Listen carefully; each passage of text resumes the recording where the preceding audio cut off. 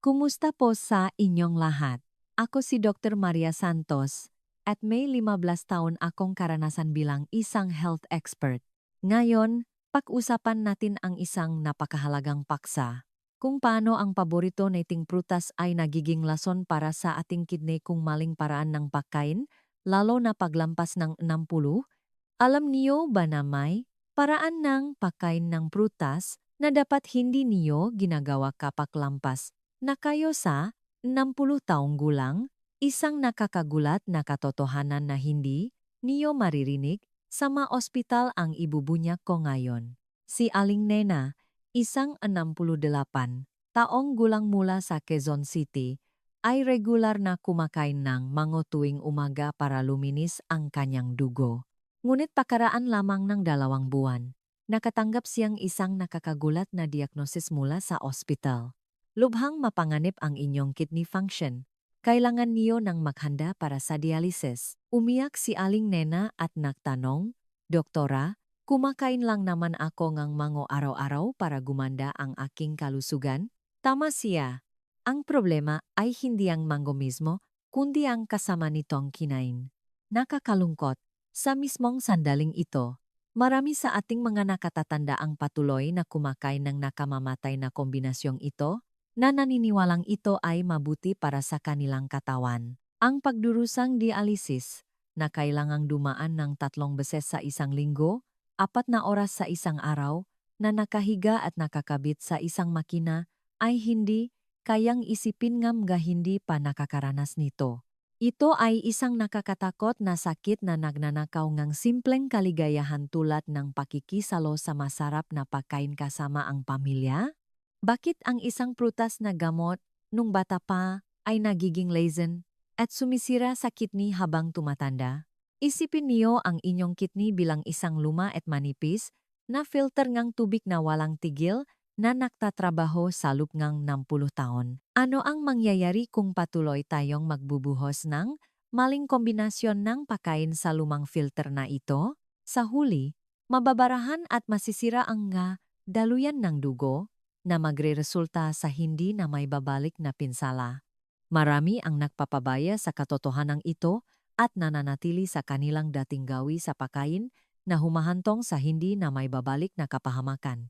Sa katunayan, mahigit kalahati nga pasyenteng nakatatanda na lumalapit sa akin ay nakaroon ng biglang pagbabangang kidney function dahil sa ordinaryong kombinasyon ng pagkain na ito. Panoorin niyo ang video na ito hanggang sa huli. Sasabihin ko sa inyo ang 3 pinakamapanganib na kombinasyon ng prutas na dapat iwasan paglampas ng 60 at 2 paraan ng natural na pagpapagaling na makakapagligtas ng inyong kidney. Ang isang video na ito ay makakapagligtas sa inyong natitirang buhay mula sa dialysis clinic. Kung susundin niyo lang ang sasabihin ko ngayon, muling makakahinga ng maluwag ang inyong kidney. Bago tayo magsimula, kung kayo o ang inyong mga magulang ay kumakain ng mango araw-araw, mag-iwan ng numero sa comment section ngayon. Kumpirmahin natin na mayroon tayong parehong layunin na protektahan ang ating kalusugan. Ito ay impormasyon na maglilitas ng iyong buhay, kaya mag-focus hanggang sa huli at i-click ang subscribe at like button. Madalas akong tinatanong, Dr. Maria, kung may ganitong mapanganib na kombinasyon ng pagkain, bakit hindi ito sinasabi nga doktor? Ang sagot sa tanong na iyan ay medyo malungkot. Ito ay dahil sa estruktural na limitasyon ng modernong sistema ng medisina na pinaniniwalaan natin. Ang ospital ay umaandar lamang kapag may mga pasyenteng nakasakit. Kung kayo ay malusok at nananatili sa bahay, kailangan ng ospital na magsara. Hindi ito dahil masama ang mga medical staff. Sila ay sadyang espesyalisado sa paggamot ng mataong may sakit na at wala silang oras para mag-alala tungkol sa bawat kombinasyon ng mango o basongata sa inyong hapagkainan. Naisip niyo na ba ang kakilakilabot na tanawin sa dialysis clinic 3 beses sa isang linggo, umulan man o umaraw, kailangan kayong pumunta sa ospital. Kailangan niyo magpaturo ng malaking karayom sa braso at humiga sa malamig na makina sa loop ng 4 na oras Naghihintay na salain ang inyong dugo. Ang labis na pakapagod, pagduduwal, at depresyon na nararanasan sa prosesong ito ay hindi kailanman maintindihan ng hindi pa nakakaranas nito. Kailangan niyo itong isuko ang paglalakbay ng malaya kasama ang inyong mga minamahal na apo, pati na rin ang simpleng pang-araw-araw na kasiyahan ng pakikisalo sa masasarap na pagkain kasama ang mga kaibigan. Ito ay talagang isang malupit na kapalaran na mamuhay nang ang kontrol sa inyong natitirang buhay ay ganap na naibigay sa isang makina. Maaring magreseta ang mga ospital ng dialysis kung masira ang kidney. Ngunit kayo at ang inyong pamilya ang dapat magdalangang matinding sakit at malaking gastos sa ospital. Kaya naman, nagpasya akong maging ganap na kakampi niyo sa labas ngang sistema ngang ospital. Kung ang ospital ang namamahala sa paggamot, tutulungan ko kayo sa pangunahing natural na pagpapagaling at pag-iwas upang hindi na kayo kailangang pumunta sa ospital. Dinadala ko sa inyong tahanan ang mahahalagang impormasyon na hindi kayang bilhin ngang milyon-milyong piso sa operasyon. Ang magagandang sangkap ay maaring maging panggamot na magliligtas ngang inyong buhay. O lason na sisira sa inyong nga organo, depende sa kung paano niyo ito pagsasamahin, lalo na ang ating katawan na mahigit 60 taong gulang ay hindi madaling makapag-detoxify na malakas na lason tulad nung bata pa. Isang pagkakamali sa hapagkainan na hindi niyo pinag-isipan ay maaring humantong sa isang hindi na may babalik na nakamamatay na resulta. Ngayon, kailangan niyo maging pinakamatalinong doktor sa inyong sarili. Isaisip ang mga sasabihin ko ngayon at simulan ang maliliit na pagbabago sa inyong hapagkainan. Ang pinakamalakas at pinakaligtas na panangga upang maprotektahan ang inyong mahalagang kidney mula sa tahimik na pagkasira ay hindi ang mamahaling gamot o makabagong makina, kundi ang inyong matalinong gawi sa pagkain araw-araw. Kung gayon, anong nga pagkain ang dapat na kasamang mango para mabilis na masira ang ating kidney? Ngayon, susuriin natin ng detalyado ang unang dahilan at ang katotohanan ng isang kakilakilabot na reaksiyong kemikal na tahimik na nangyayari sa ating katawan. Upang maunawaan kung ano ang nangyayari kapag nagahalo ang nga pagkain na kinakain natin araw-araw sa ating tiyan, kailangan muna nating malaman ang malungkot na kapalaran ng ating kidney, ang mahusay na water filter ng ating katawan.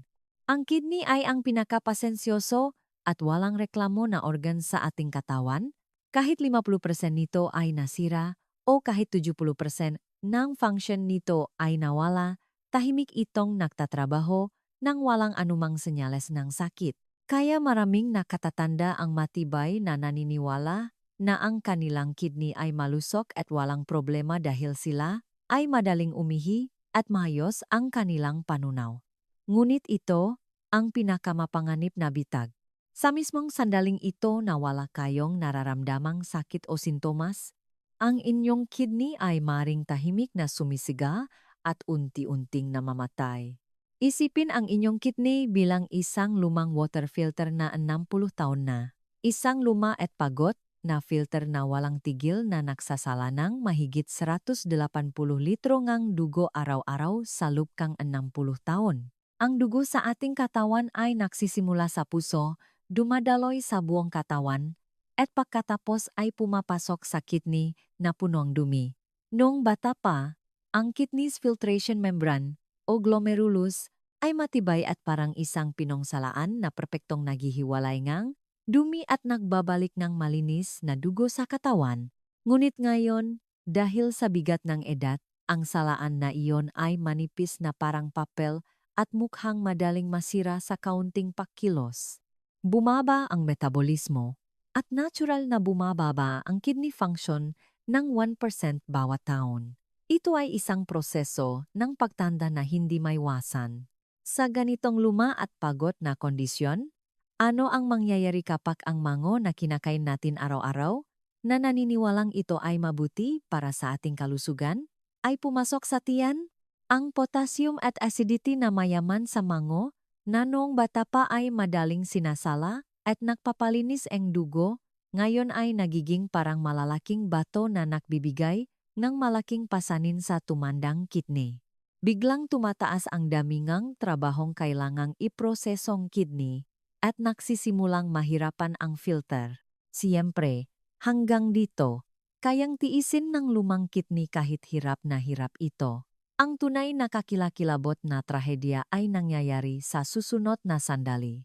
Ang sitwasyon ay ganap na nagbabago kapag ang ilang partikular na pagkain na pinakamapanganib na kasama ng mango ay sabay na pumapasok sa tiyan na parang nagbubuhos gasolina sa nasusunok na bahay. Sa sandaling iyon, isang kakilakilabot na reaksyong kemikal na sumisira sa lumang kidney ay sumasabog sa inyong tiyan at daluyan ng dugo. Habang makasama ang ilang partikular na sangkap ng mango at ang mga sangkap ng pagkaing hindi dapat makasama, ang gadaluyan ng dugo na papunta sa kidney ay makakaranas ng napakataas na presyon na hindi kayang tiisin. Ang manipis na gadaluyan ng dugo ay mamamaga hanggang sa puntong halos pumutok na. Ang maliliit na selula ng kidney na dapat maglabas ng malinis na dugo ay mabilis na mawawalan ng tubig at titigas na parang tuyong isda. Ang manipis na butas ang filter ay mababarahan ang malapot na dumi at dugo sa halip na malinis na tubig, at sa huli, ang mga daluyan ng dugo ay magsisimulang pumutok sa iba't ibang lugar na magreresulta sa hindi na may babalik na pinsala.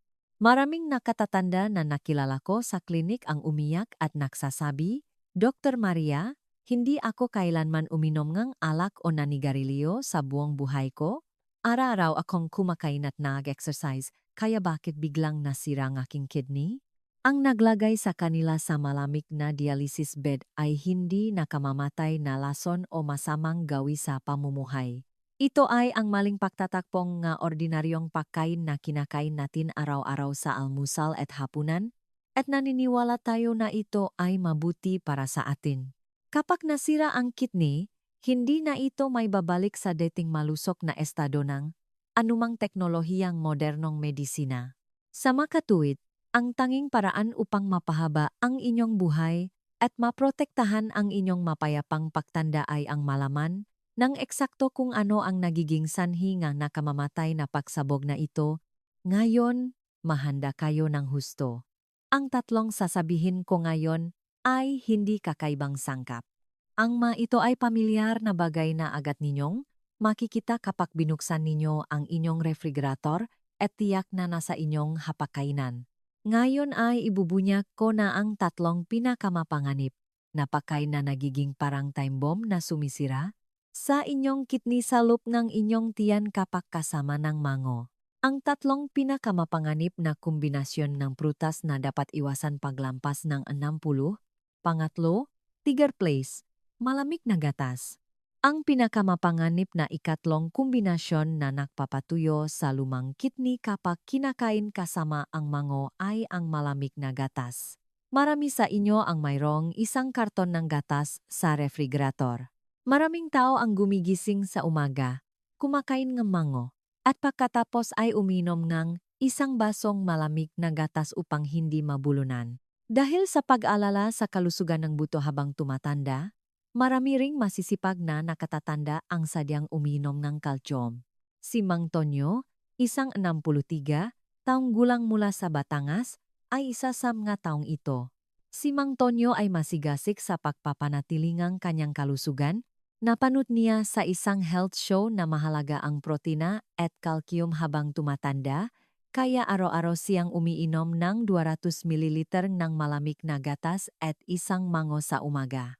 Sabi niya, masarap ang lasangang, malamig at creamy na pinaksama. Ngunit sa loob ng tiyan ni Mang Tonyo, isang kakilakilabot na digmaan ang nagaganap araw-araw. Ang ating tiyan ay parang isang mainit na pugon. Ano ang mangyayari kung sabay na bumubuhos dito ang malamig na gatas at mango, na parehong malamig ang katangian? Agad na lumalamig ang tiyan, na nagiging sanhingang matinding spasms. Ang tiyan ay natural na nagsisimulang umindayok upang mabilis na ilabas ang malamig na substansyang ito mula sa katawan, at ang resulta ay madalas na pagtatay. Sinabi sa akin ni Mang Tonyo sa klinik, Dr. Maria, tuwing umaga, kapag kumakain akong gatas at mango, sumasakit ang tiyan ko at kailangan kong pumunta sa banyo. Akala ko, dahil matanda na ako, hindi na ako makapagdiges ng gatas ng maayos. Ngunit ang walang pakialam na pag-isip na ito ang pinakamapanganib na sanhi na nagpapatuyo sa kidney ni Mang Tonyo. Mga kababayan, ang pagtatay ay hindi lang basta masakit ang tiyan at magaan ang pakiramdam.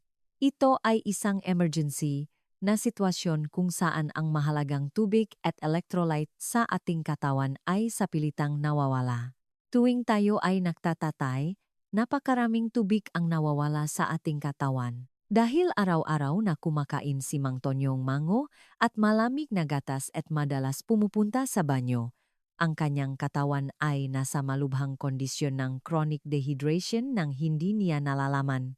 Tulad ngang sinabi ko kanina, ang kidney ay isang lumang filter ngang tubig na nagsasalang dumi mula sa dugo. Kailangan ngang kidney ang mas maraming tubig kaysa sa anumang organ upang masala ang napakaraming dugo araw-araw. Ang malinis at sariwang tubig ay madaling dumadaloy sa masikip na mga bato, ngunit ang putik na nawalan ng tubig ay mabilis na bumabara sa mga bato. Kapag kulang ang tubig sa katawan dahil sa araw-araw na pagtatay, ang malinis na dugo ay nawawalan ng tubig at nagiging malapot na parang putik. Ang malapot na dugo na ito ay mahirap dumaan sa maliliit at manipis na capillary filter ng kidney. Sa pagsisikap na pilit na dumaan ang malapot na dugo, ang mga butas ng filter ay nababarahan ng dumi. Ang masalula ng kidney ay dahan-dahang namamatay dahil sa kakulangan ng oxygen at nutrients. Sa katunayan, nang dumating si Mang Tonyo sa ospital, ang kanyang kidney ay lubhang lumit na parang tuyong espongha na walang tubig. Sa kabutihang palad, matapos ko siyang payuhan na uminom ng gatas na pinainit at kumain ng mango sa makaibang oras, tumigil ang pagtatay at himalang bumalik sa normal ang kanyang kidney function. Mga kababayan, tandaan niyo, ang gatas mismo ay hindi masama. Ang malamig na temperaturang gatas mula sa refrigerator ang salari na sumisira sa kidney. Kapag kumakain kayong mango, siguraduhin na kainitin niyo ang gatas sa kawali o ay microwave ng 30 segundo o higit pa upang maging maligamgam. O kaya, kainin muna ang mango at pagkatapos ang hindi bababa sa 1 oras, kapag ang tiyan ay sapat ng huminahon, uminom ng gatas. Ito ang pinakaligtas at pinakamatalinong paraan upang maprotektahan ang inyong mahalagang kidney. Kung mayroon sa inyo na nanonood ngang video na ito at uminom ngang mango at malamig na gatas araw-araw para sa kalusugan ngang buto, huwag niyo nang ulitin ang nakamamatay na pagkakamaling ito na sumisira sa inyong kidney habang nililigtas ang inyong buto. Kung mayroon kayong ganitong mapanganib na gawi sa pagkain, mag-iwan ng o sa comment section ngayon. Ito ay isang matinding babala sa inyong sarili at isang mahalagang sigawang buhay na magpapababang kamalayan sa iba pang nakatatanda na hindi pa nakakaalam ngang nakakatakot na katotohanan ito. Pangalawa, second place, kape. Ngayon, lalong lumalala ang sitwasyon. Ibinubunya ko ang pinakamapanganib na pangalawang kombinasyon na ganap na sumisira sa lumang kidney kapag kinakain kasama ang mango. Ito ay isang paboritong inumin na minamahal ng lahat ng Pilipino at isang mabangong gawi na nagsisimula sa bawat umaga, ang kape. Si Aling Celia, isang 60 taong gulang mula sa Cebu, ay isang taong namuhay ng marangya sa buong buhay niya. Kahit nagretiro na, ang pag-upo sa bintana na tinatamaan ng sikat ng araw at pag-inom ng isang hiwang mango at isang tasang mainit na black coffee ang pinakamasayang oras ng kanyang araw. Inisip niya na parang nag-enjoy siya sa isang sopistikadong almusal tulad ng isang urban dweller sa ibang bansa. Ngunit ang marangyang gawi sa almusal na ito na tumagal ng 15 taon ay naging nakamamatay na lason sa kidney ni Aling Celia. Nang dumating si Aling Celia sa aking klinik, ang kanyang mga sintomas ay matinding chronic fatigue, pagkahilo, at tuyong balat sa buong katawan. Ang resulta ng blood test ni Aling Celia ay nagpakita ng glomerular filtration rate na bumaba sa 60. Ito ay isang napakadelikadong kondisyon kung saan ang kidney function ay halos kalahati na ngang isang normal na tao.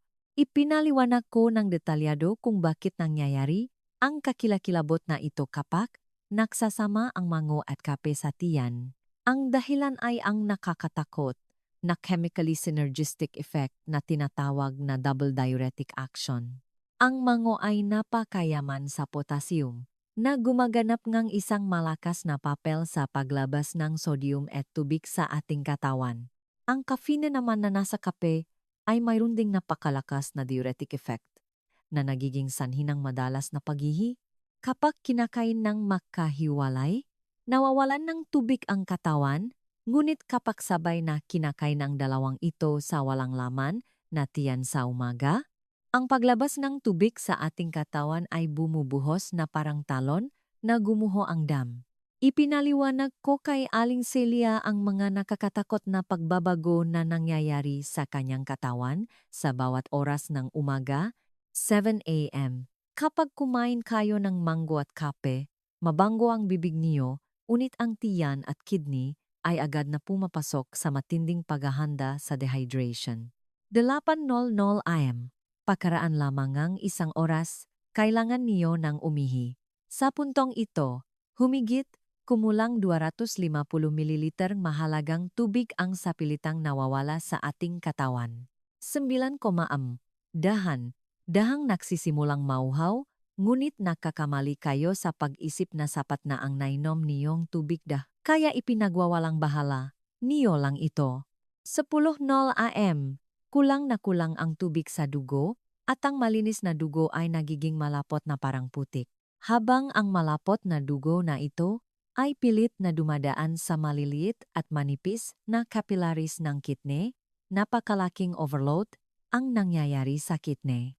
Dahil pilit na pinadadaan ang malapot na dugo, tumataas ang presyon sa daluyan ng dugo at sa huli, ang mga selula ng kidney ay dahan-dahang nasisira dahil sa kakulangan ng oxygen at tubig.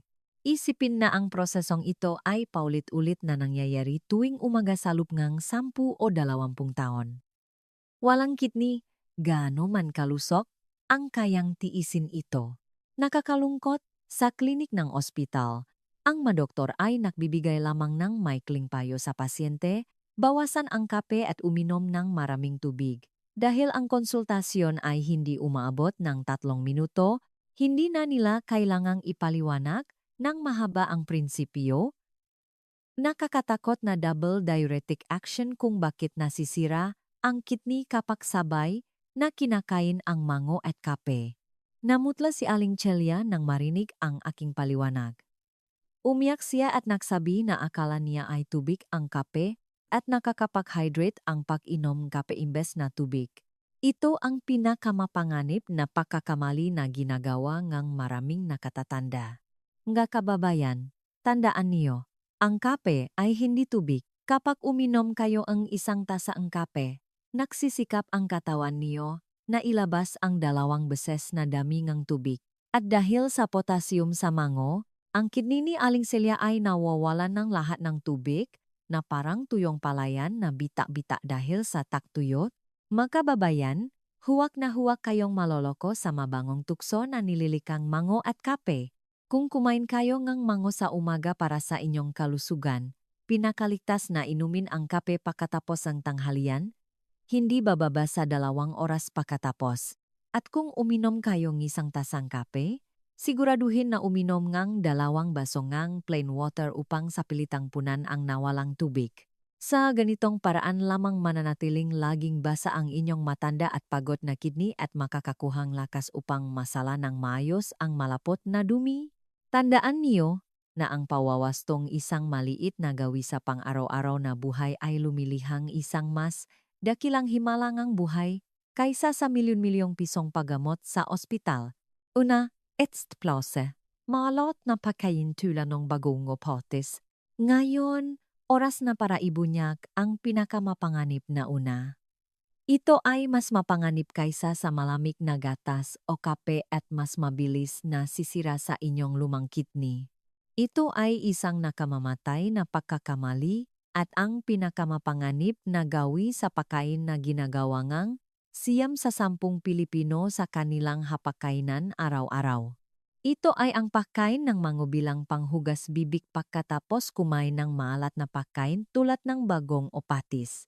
Si Mang Jose, isang 65 taong gulang mula sa Davao, ay mahilig kumain ng bagong. Kinakain niya ang 2 tasaang kanin sa isang upuan na may bagong, at pagkatapos ay kumakain siyang matamis na mango pagkatapos ang pagkain upang mawala ang maalat na lasa. Araw-araw siyang nag-enjoy sa perpektong kombinasyon ng matamis at maalat. Sinabi sa akin ni Mang Jose sa klinik, "Doktor, Maria, nakita ko sa health show na maganda ang mango sa pag-alis ng sodium. Kaya kapag kumain ako ng malat na bagong, at pagkatapos ay kumain ng mango, mas malusog ito para sa kidney, hindi ba?" Marahil, marami sa inyo na nanonood video na ito ang nag-iisip ngang pareho. Ngunit ito ang pinakamapanganib na pagkakamali na parang time bomb na agad na pumiputok sa kidney. Dito ko itatama ang isang napakahalagang medikal na katotohanan. Totoo na ang potassium sa mango ay nakakatulong sa paglabas ng sodium. Ngunit ito ay totoo lamang kung ordinaryo at normal ang ating kinakain. Kapag ang napakaraming asin, tulad ng bagong o puro sabawng tinola, ay pumasok sa tiyan, ang level ng sodium sa dugo ay talagang tumataas ng mabilis. Sa puntong ito, ang ating katawan ay sa pilitang humihilang ng napakaraming tubig sa daluyang ng dugo dahil sa osmotic pressure. Habang biglang dumarami ang daming dugo, ang maliliit na daluyan ng dugo na papunta sa kidney ay namumulaklak na parang isang mahigpit na lobo na puno ng tubig. Ang manipis na filter sa kidney, ang glomerulus, ay nasa kritikal na sitwasyon na halos hindi na makahinga dahil sa matinding presyon. Sa ganitong sitwasyon kung saan ang kidney ay nasa matinding stress at halos pumutok na, ano ang mangyayari kapag ang fructose o ang tamis ng mango na kinain bilang panghugas bibig ay sabay-sabay na bumubuhos sa madaluyan ng dugo? Kapag ang mawalat na asin at matamis na fructose ay halos sabay-sabay na nagtatakbo sa daluyang dugo, ang ating katawan ay nakakaranas ng mabilis na insulin resistance at ang pamamaga ay mabilis na kumakalat sa maliliit na daluyan ng dugo. Habang ang malapot na asukal at malakas na inflammatory substances ay bumubuhos na parang alon sa maliliit na daluyan ng dugo ng kidney na namumulaklak at halos pumutok na, ang panloop na pader ng daluyan ng dugo ay walang awa na nasisira at napupunit.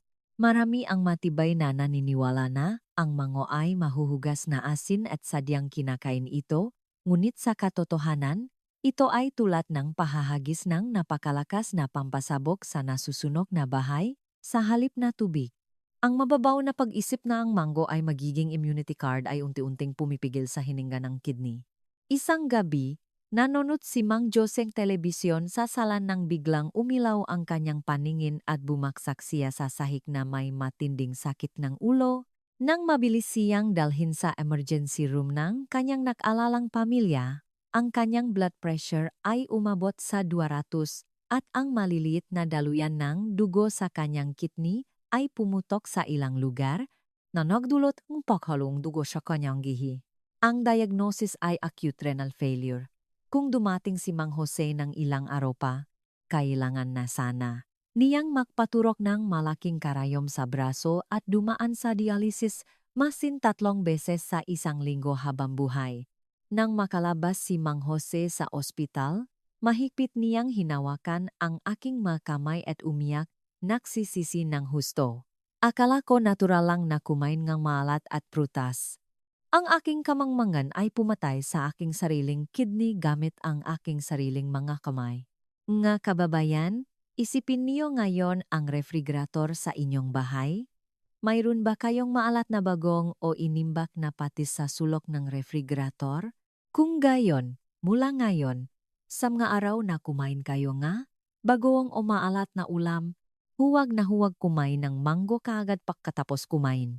Sa kabaliktaran, sa mga araw na gusto niyo talagang kumain ng mango pagkatapos kumain, dapat niyo talagang iwasan ang bagong, pati na rin ang maalat na patis o masabaw. Hindi lang ito isang pagpipilian para sa kalusugan, kundi isang ganap na kinakailangan upang maprotektahan ang inyong natatanging buhay. Ang inyong kidney ay hindi isang matibay na makinang gawa sa bakal. Ito ay isang napakamasalan at sensitibong organ na binubuo nga ugat na mas manipis pa sa buhok. Dapat niyo nang putulin ang nakakatakot na kadena ngang gagawi sa pagkain na nagpapalamig sa tiyan ngang malamig na gatas at nakdudulot ng dehydration, nagpapatuyo ngang tubig sa pamamagitan ng matinding diuretic action ng kape, at sa huli ay pumiputok sa mga daluyan dugo sa pamamagitan ngang kombinasyon ng malat na bagong at matamis na mango. Dito, sana ay makagawa kayo ngang isang matinding pangako sa inyong sarili. Kung mayroon kayong bagong o malat na ulam sa inyong refrigerator at kung dati ay kumakain kayo ngang prutas bilang panghugas bibig pagkatapos kumain nga ito, mag-iwan ng stop sa comment section ngayon. Ang maliit na aksyon na ito ay malalim na mayukit sa inyong subconscious at magiging pinakamalakas na prenong buhay na agad na maisip na may kapag naghahanda ngang inyong almusal bukas. Mula sa pagtigil sa isang maling gawi sa pagkain na walang pakialam na ipinagpatuloy, magsisimula ang isang dakilang himala na magliligtas sa inyong kidney. Mga paraan upang muling buhayin ang kidney. Ngayon, nalaman natin ang tatlong pinakamapanganib na kombinasyon kung saan ang mango na kinakain natin ng walang pakialam ay nagiging nakakatakot na lason na sumisira sa lumang kidney. Ngunit ang pag-iwas lamang sa masasamang bagay ay hindi sapat. Kailangan ng isang napakaaktibo at tiyak na paraan upang muling buhayin ang inyong kidney na pinahirapan at napagod sa mga maling gawi sa pagkain sa lubngang maraming taon. Sa ospital, kung nasira ang kidney, sila ay nagrereseta lamang ng malakas na gamot o malamig na nagsasabi na mahanda para sa dialysis. Ngunit sasabihin ko sa inyo, ang dalawang paraan ng natural na pagpapagaling na parang himala na magagawa niyo ngayon sa inyong karaniwang kusina at banyo. Hindi ito magastos, ngunit ang epekto nito ay mas dakila at mas malakas kaysa sa milyon-milyong pisong paggamot sa ospital. Unang gintong prinsipyo, ang 10 segundong pagcheck sa kulay, ang unang ihi sa umaga. Ang unang gintong prinsipyo upang muling buhayin ang kidney ay ang 10 segundong pagcheck sa kulay ngang unang ihi sa umaga. Mga kababayan, tuwing umaga, pagising niyo at pagpunta sa banyo, sinisipat niyo ba ng maigi ang loop ng inyong toilet bowl sa loop ng 10 segundo bago niyo ay flush? Nakakalungkot, karamihan sa mga nakatatanda ay agad na nag-i-flush pagkatapos umihi dahil sa amoy. Ngunit ito ay tulad ng ganap na pagpapabaya sa pinakatumpak at pinakakagyat na senyales ng pagliligtas na ipinapadala sa inyo ng kidney tuwing umaga. Tulad ngang sinabi ko kanina, ang kidney ay isang walang reklamo na organ na hindi nagpapakita ngang sakit kahit 70% na nito ang nasira. Ang tahimik na organ na ito ay nagpapapsing lamang lang kanyang pagdurusa at sakit sa pamamagitan ng kulay at kondisyon ng ihi. Kung ang inyong unang ihi sa umaga ay malinaw at transparent na light yellow tulad ng light lemonade, maari kayong maging panatag. Ito ay isang magandang senyales na ang kidney ay malusog na nagre-regulate ng tubig at mayos na nagsasala ng dumi sa buong gabi. Ngunit kung ang ihi ay madilim na dilaw o maulap na kulay tulad ng orange juice, dapat kayong lumabas agad at dahan-dahang uminom ng 2 baso ngang maligamgam na tubig. Ito ay dahil sumisigaw ang kidney na kailangan ng tubig, dahil naubusan na ito ang tubig. Mayroon ding mas nakakatakot na sitwasyon. Kung ang ihi ay kulay maitim na kape o may halong pulang dugo, huwag nang maghintay at tawagan agad ang 911 o pumunta sa emergency room. Nangangahulugan ito na ang kidney function ay halos huminto na o ang glomerulus ay lubhang nasira at nakdudulot ang pagtagas and dugo. Bukod pa rito, Kung ang ihi ay may maraming bula na, parang sabon at hindi madaling nawawala kahit ay flush, ito ay isang seryosong senyales ng emergency na ang manipis na filtration membrane ng kidney ay napunit at ang mahalagang protina sa ating katawan ay dumadaloy palabas. Si Aling Lisa, isang 64 taong gulang mula sa Manila, ay himalang nakaligtas sa krisis ng dialysis dahil sa 10 segundong gawin na itong pek-check ng ihi tuwing umaga. Isang umaga, napansin niyang naging madilim na kayumanggi ang kanyang ihi at agad na pumunta sa ospital. Sa gayon ay nailigtas ang mahalagang golden hour sa simulangang acute renal failure. Ayon sa isang prestihiyosong medikal na pag-aral ng US, nong hangin le haimwibun, ang mga nakatatanda na nagche-check ng kulay ng ihi tuwing umaga at nagre-regulatang tubig ng mayos ay nagpakita ng 9.2% pagpapabuti sa kidney function pagkatapos ng 6 na buwan. Ang 10 segundong pagtingin lamang ay naging perpektong panangga upang maiwasan ang takot sa dialysis. Pangalawang gintong prinsipyo. Ang 3, hakbang na pahuhugas ng prutas. Ang pangalawang gintong prinsipyo upang muling buhayin ang kidney ay ang 3, hakbang na pahuhugas ng prutas. Maraming nakatatanda ang kumakain ng mango na may balat pagkatapos lamang ng mabilis na pahuhugas sa umagos na tubig dahil naniniwala silang mayaman sa nutrients ang balat. Ngunit ang nalalabing pestisidyo sa ibabawong balat na hindi nakikita ay isang nakamamatay na kemikal na lason na dahan-dahang nagpapatigas sa ating kidney. Ang pagkain ng mango nang hindi nahuhugasan ng maayos ang pestisidyo ay parang pag-inom ng malakas na lason. Maglaan lamang ng 3 minuto upang protektahan ang inyong mahalagang kidney. Unang hakbang. Hugasan muna ang mango sa umagos na tubig sa loob ng 30 segundo upang alisin ang malalaking dumi at lupa sa ibabaw. Ikalawang hakbang. Ibuhos ang 1 litro ng malinis na tubig sa isang malaking mangkok, lagyan ng 2 kutsarang suka, at ibabad ang mango sa loob hanggang 2 minuto. Ang natural na acidity ng suka ay dahan-dahang magpapalambot sa kemikal na istruktura ng malakit na pestisidyo na nakakapit sa balat at ligtas na maghihiwalay nito. Ikatlong hakbang. Sa huli, hugasan muli ng maayos sa umagos na tubig sa loob ng 30 segundo.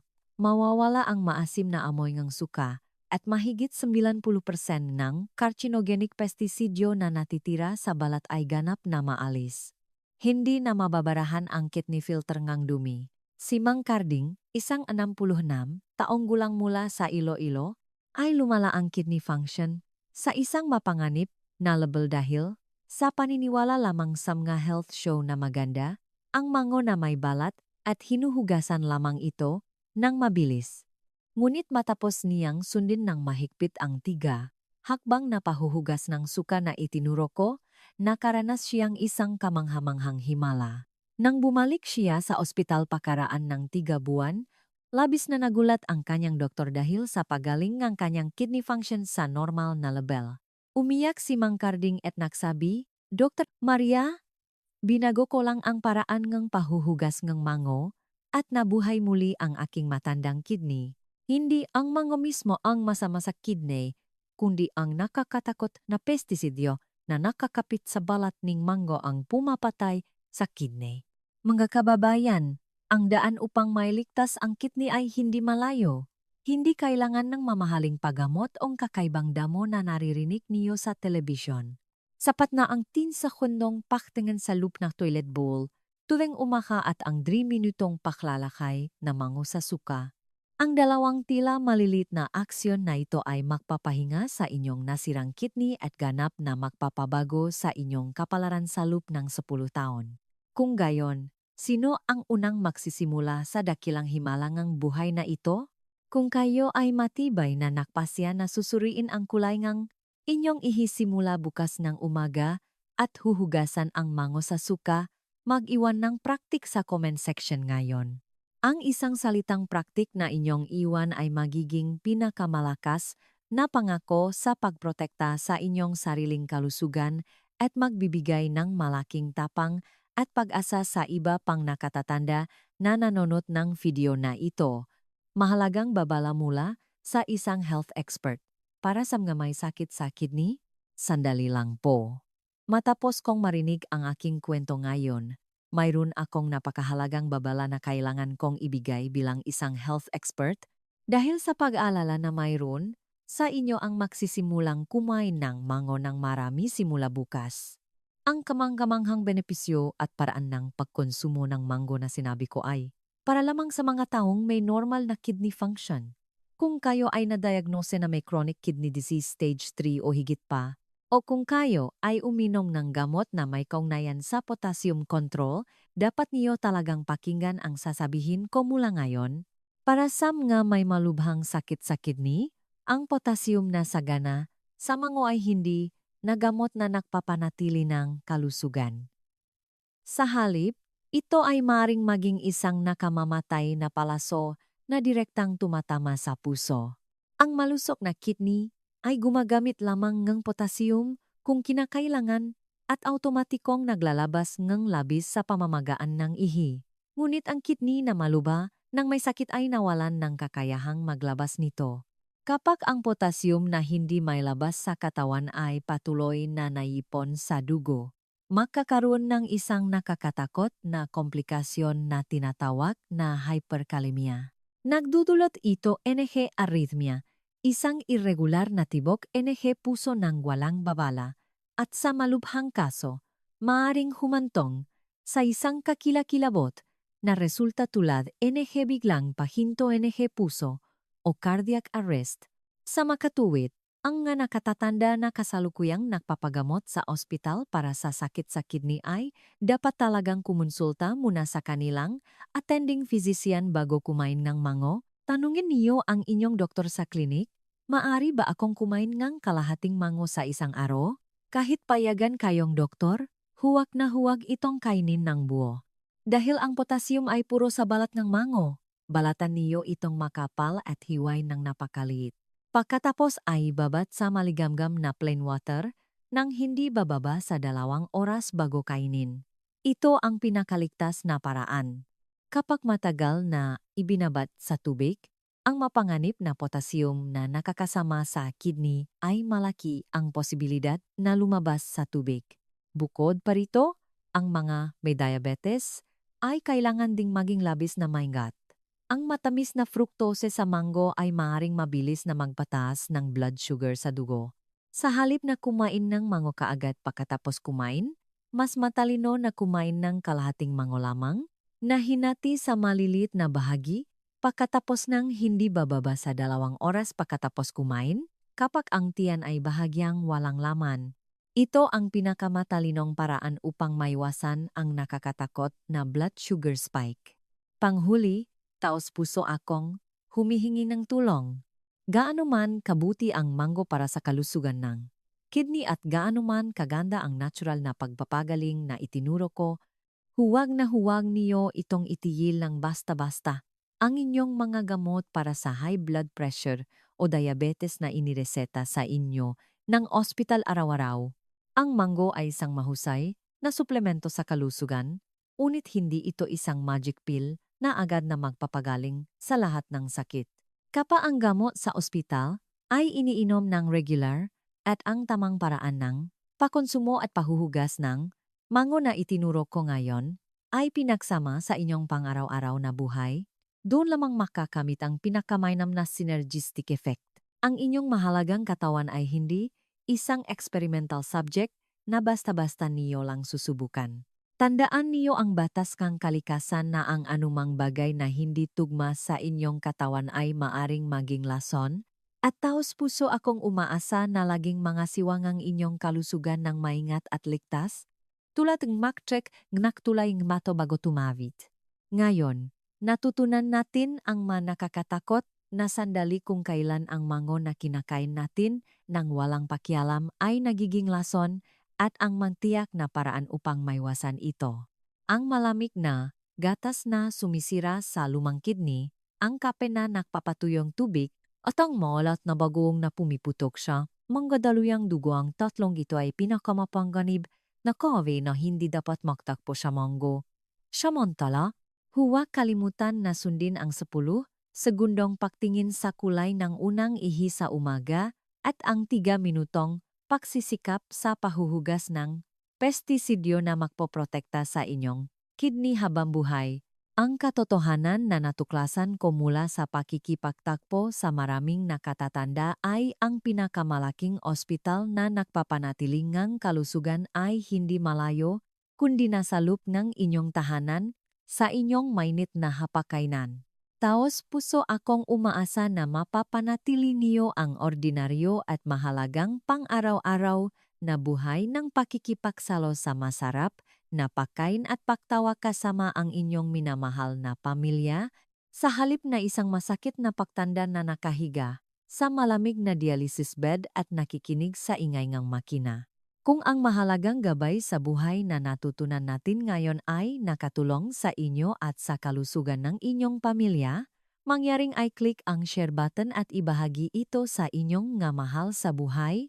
Ang isang mainit na pakpabahagi niyo ay maring making himala na makliligtas sa kidney na isang tao. Panghuli, ngayon, mag-iwan ng numero 5 sa comment section upang ipakita ang inyong matibay na determinasyon at pangakong buhay na mula ngayon, poprotektahan ko ang aking sariling kidney.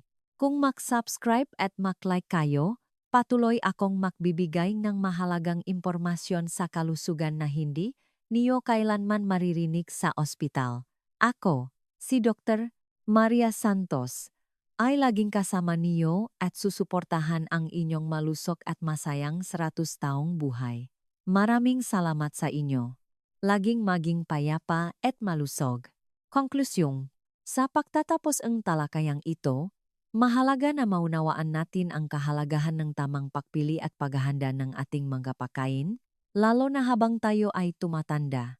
Ang mango, bagamat masarap at masustansiya, ay maaring maging sanhing seryosong problema sa kidney kung ito ay kinakain ng mali. Ang mga kombinasyon ng mango at malamig na gatas, kape, at maalat na pagkain ay dapat iwasan upang maprotektahan ang ating nga kidney. Sa halip, ang simpleng gawing ngang pagmamasid sa kulay ngang ihi at tamang pahuhugas, ang prutas ay malaking tulong upang mapanatili ang kalusugan ng ating kidney. Salamat! Maraming salamat sa inyong oras at atensyon sa pagbabasa ng mahalagang impormasyong ito. Ang inyong kalusugan ay ang aming pangunahing prioridad. Umaasa akong ang nga kaalamang ito ay magbibigay sa inyong kapangyarihan upang gumawang matalinong desisyon para sa inyong ikabubuti. Laging tandaan, ang kaalaman ay kapangyarihan sa pagpapanatiling isang malusog at masiglang buhay. Ingat at makita tayo sa susunod na talakayan.